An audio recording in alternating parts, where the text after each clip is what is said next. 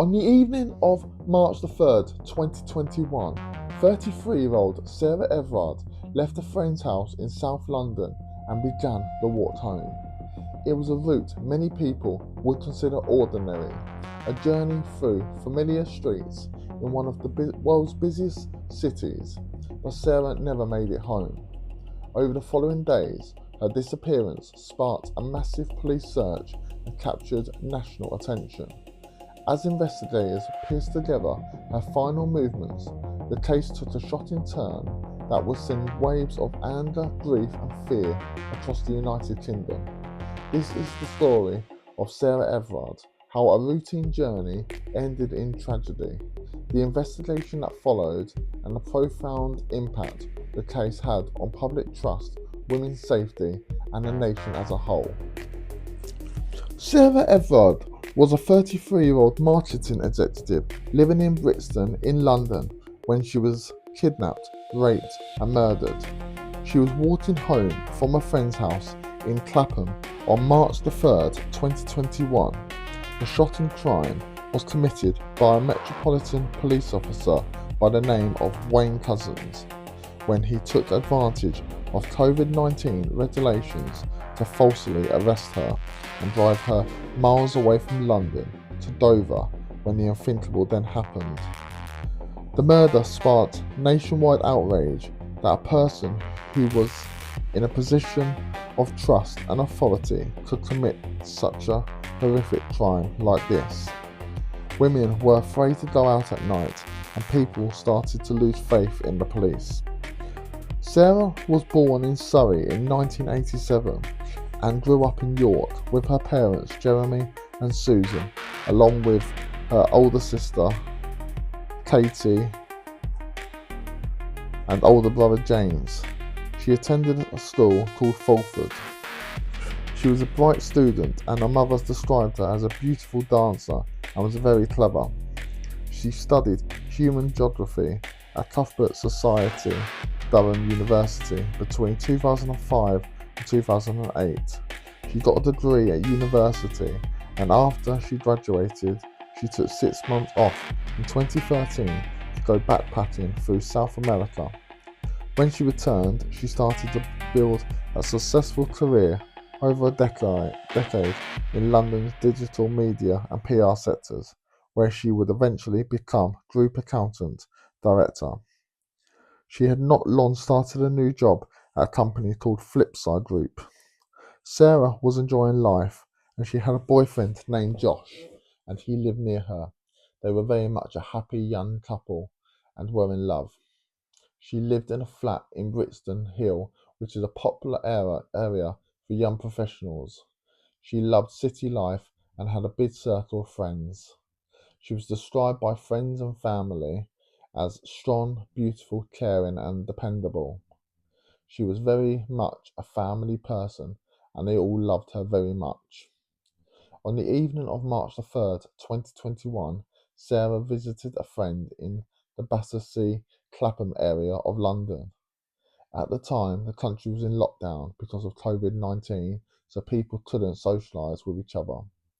Just before getting to her friend's house, Sarah stopped at a local Sainsbury's superstore to buy a bottle of wine. CCTV captured her entering the store and leaving again as she was wearing a green jacket, patterned trousers, and trainers. She spent the evening catching up with a friend and sharing a bottle of wine. Sarah then left her friend's house roughly around 9 p.m. and started her walk home. She was walking back to her home address in Brixton Hill.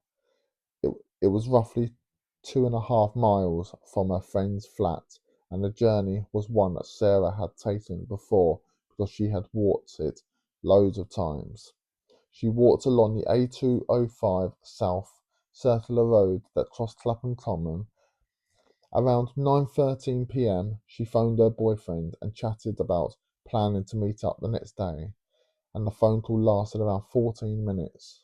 Just minutes after hanging up the phone, as she walked along Poinders Road, she was stopped by a police car, and this altercation was caught on bus CCTV.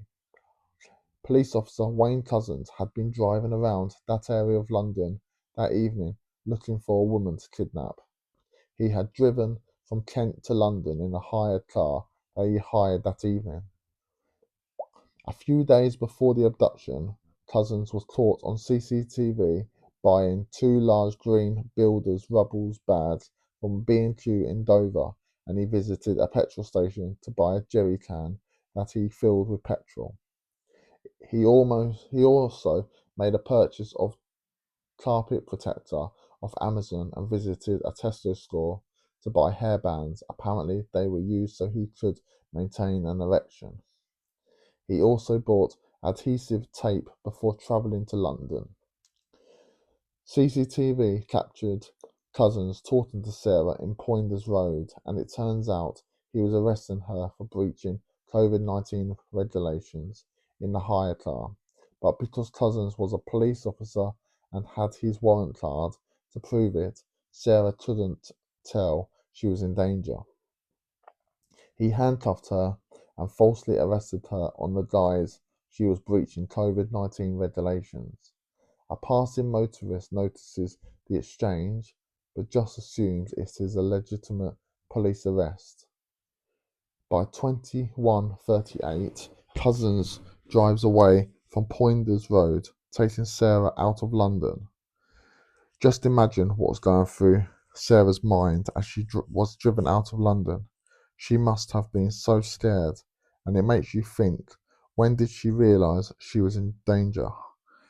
Couzens drove towards Dover, where his personal car was, and put Sarah in that. Couzens then drove Sarah to a secluded woodland area where he raped and strangled her with his police belt. By 2:31 a.m. the next morning, a CCTV captured him buying a drink at a service station, by which time Sarah was already dead. On March the 4th, Couzens got rid of Sarah's phone, and the next day, on the 5th of March, he drove to Hose Woods near Ashford in Kent and burned Sarah's body and personal belongings in a refrigerator. He then placed her remains in green Builders rubble bags he had purchased from B&Q and placed them in a nearby pond. Later that day, Couzens had contacted his work to say he wasn't coming in because he was suffering from stress.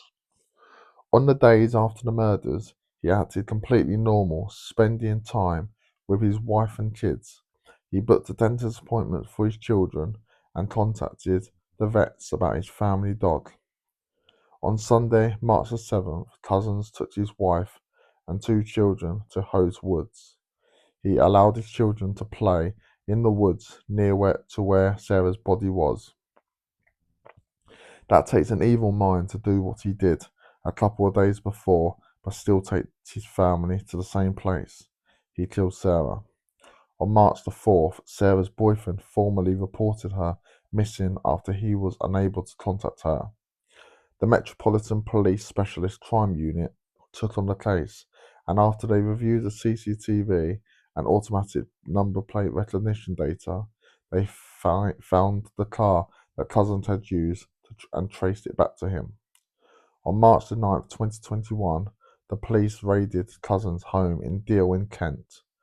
Just 39 minutes before police arrived at his home, Couzens wiped his mobile phone data in an attempt to hide his internet history, which goes to show that he must have been given a warning that police were on his way, which goes to show that there must have been some other dodgy person in the police force, because it's a massive coincidence that he wiped his history not long before the police turned up. When the police arrived, the police handcuffed Couzens and spoke to him about Sarah, which he first denied even speaking to her. When he realised there had been CCTV of them talking to each other, he made up this story that he was approached by a gang to kidnap women for them because he owed them money.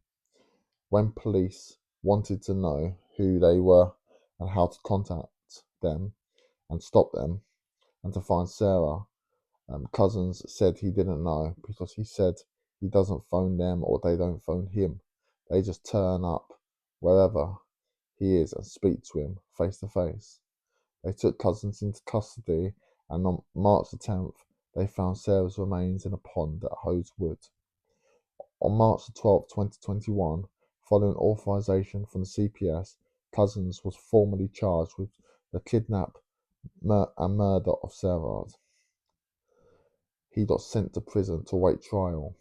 On June the 8th, 2021, he appeared at the Old Bailey via video link and pleaded guilty to kidnapping Sarah unlawfully and by force or fraud, as well as a second charge of rape. The next day, on June the 9th, after psychiatric and medical reports were finalised, Cousins pleaded guilty to the charge of murder. On September the 30th, 2021, Lord Justice fulfilled sentence Cousins to a whole life order. The judge wanted to make an exception out of him because he used his power and authority as a serving police officer to commit such a shocking crime. He appealed his sentence but lost the appeal. In the past, before the murder, Cousins had exposed himself in public, including at a McDonald's drive-through, which wasn't followed up at first when it was reported, but he was sentenced for indecent exposure as well. He was given an extra sentence to an additional 19 months for those offences. When the public found out it was a police officer that murdered Sarah Everard, they were utterly shocked and angry. His actions triggered a national debate on violence against women, policing culture, and the safety of women in public places.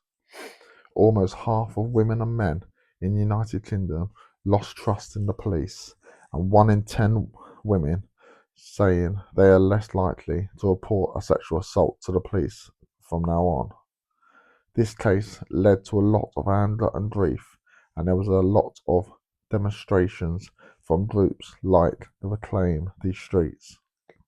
The reaction was intensified by the heavy-handed response of the Met Police at Sarah's vigil on Clapham Common.